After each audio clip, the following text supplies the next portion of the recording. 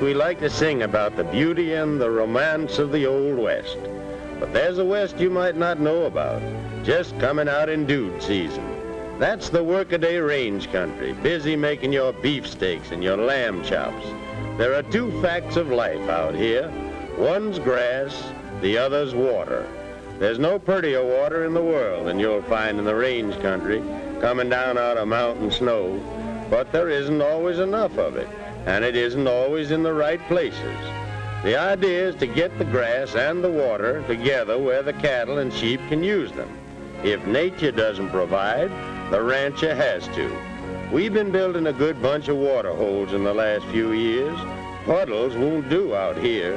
It takes a good big dam, and you got to move quite a pile of dirt. It's so costly, a lot of us couldn't hardly do it until the government range program gave us a lift. Lots of places there's water underground, too.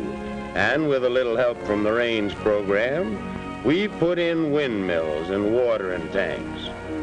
When you got water, you can spread your stock and use all the grass, not just wear out the best range close around the water holes and ruin it with erosion. You get more beef when the cows don't walk it all off going 10 miles to get a drink. You get more beef on the herd when the grass is good. One of the things we're doing in the range program is to plow contour furrows across the slopes to make the rain soak in, so the grass gets all the good of it. It's good grass and water that puts the beef on the scale, and it's pounds of beef over the scale that pay off. Naturally, we're looking for the kinds of grass that do best for us. And one new kind the range program has helped introduce is crested wheatgrass. There are other kinds adapted to various parts of the range country, too. They hold the soil. They're good for grazing. Some of them, like crested wheatgrass, are good for hay.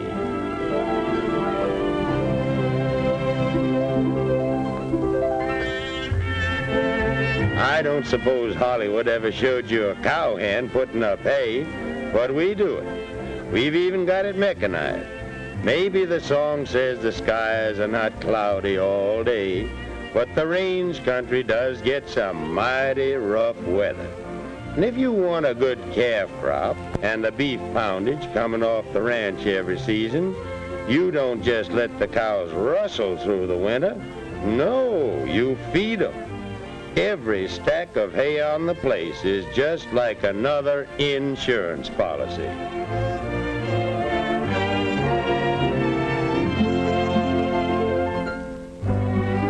If you read some of the storybooks, you'd think barbed wire plumb ruined the range country.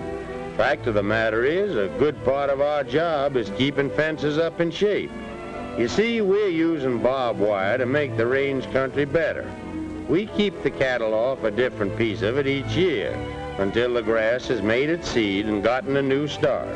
Deferred grazing, we call it in the range program. Along with proper stocking, it's blew life into a lot of ranges. Good grass and water mean more lambs and wool, too. Sheep herding on the range is a hard, lonely life, living in a wagon all season, keeping the flock moving along to grass and water, bringing them up to the shearing floor with thick fleeces to help keep the world warm. That's all part of the year's work in the range country, though, and our folks know their jobs. They're working harder now because so many things from the range country help in the war.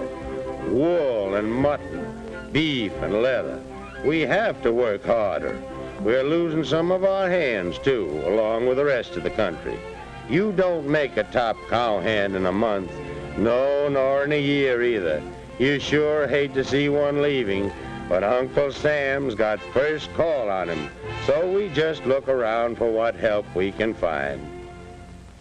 There's John stands in timber now. A little old for the warpath, maybe, but he's come down off the reservation to make a roundup hand.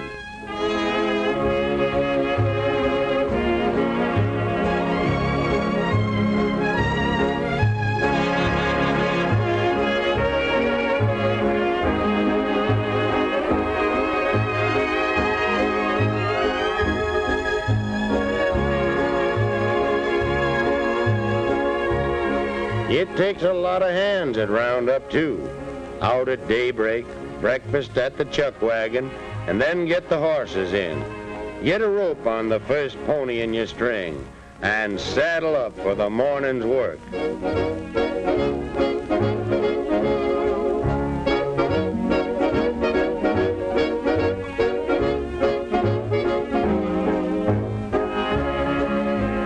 Man's got to be able to take it all day, but he'll wear out a couple of horses. Oh, he must have heard me.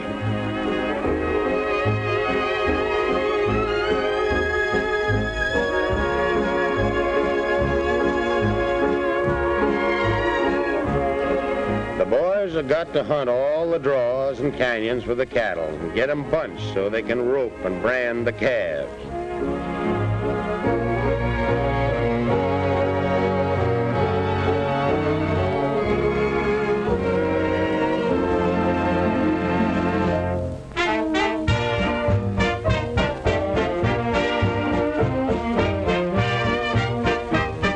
Up he's down. Hold still, youngster, and you'll soon be back with Mama. You don't want to be a maverick, do you? A touch of the branding iron. Here's your shot of blackleg vaccine to keep you frisky.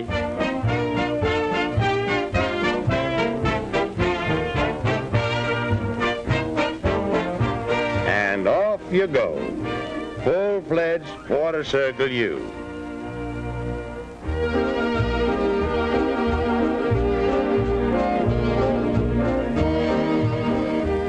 Yes, sir. Here's your beefsteak starting to you from out here in the range country. Good grass and water, and a lot of work and worry, don't you forget it, have gone to make that beef. Here they come, the range country's contribution to feeding you and our fighting men and our working men. Food for freedom. Good, lean grass beef, not fattened and finished yet into prime, but good stuff. The Army buys a lot of it just this way. The Middle West takes a lot of cattle to finish with corn and alfalfa in the feedlots. And then you've got as good beef as there is in the world, part of the meat supply that makes America strong.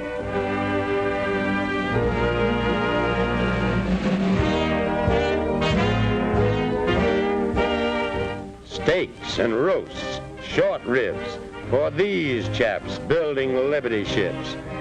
They're a long way from the range country, but our meat's helping them slam the ships together to slam the Heil out of Hitler.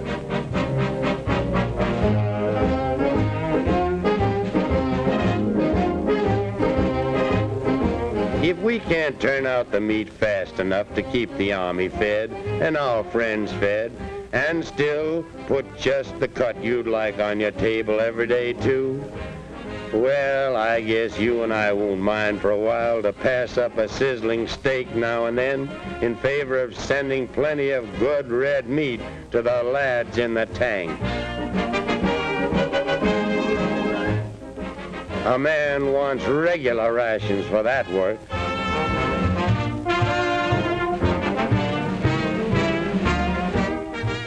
Or coming down in parachutes behind enemy lines somewhere, maybe.